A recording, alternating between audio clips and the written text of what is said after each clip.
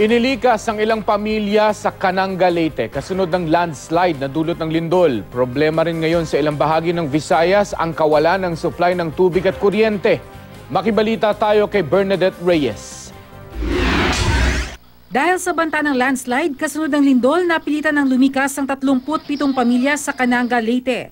Nagkaroon na kasi ng pagguho ng lupa sa barangay Hiloktogan at meron na ring bitak. Kwento ng mga residente, naging pahirapan ng pag-rescue sa kanila dahil natabunan ng lupa ang mga kalsada papunta sa kanilang barangay at tanging sa sapa lang maaaring dumaan. Pansamantalang tumutuloy ang mga pamilya sa isang paaralan.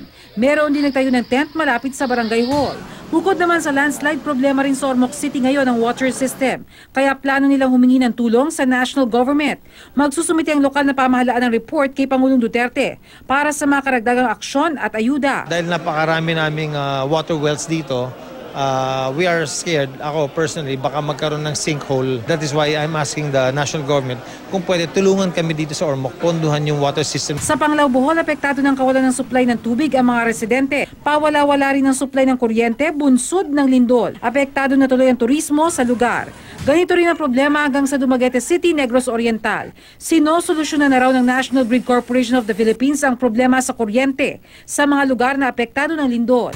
Dahil sa lindol sa Visayas, patuloy namang minomonitor ng mga otoridad ang West Valley Fault sa Metro Manila. Nakita namin doon na yung mga soil layers na di-displace nga ng mga previous na earthquakes na malalaki. And then we check kung meron doon mga datable materials, carbon-14 dating.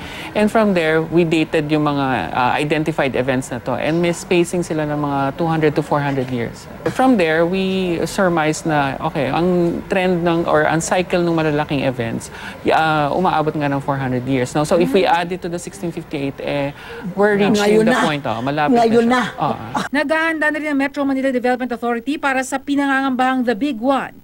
Ikinakasana ang 3 Metro Manila Shake Drill ngayong taon. Magsisimula ito sa July 14 ng hapon at magtatapos ng July 17. Kaya pa po nating i-address kung may makaka-respond po tayo sa just in case na gumalaw yung West Valley Fault.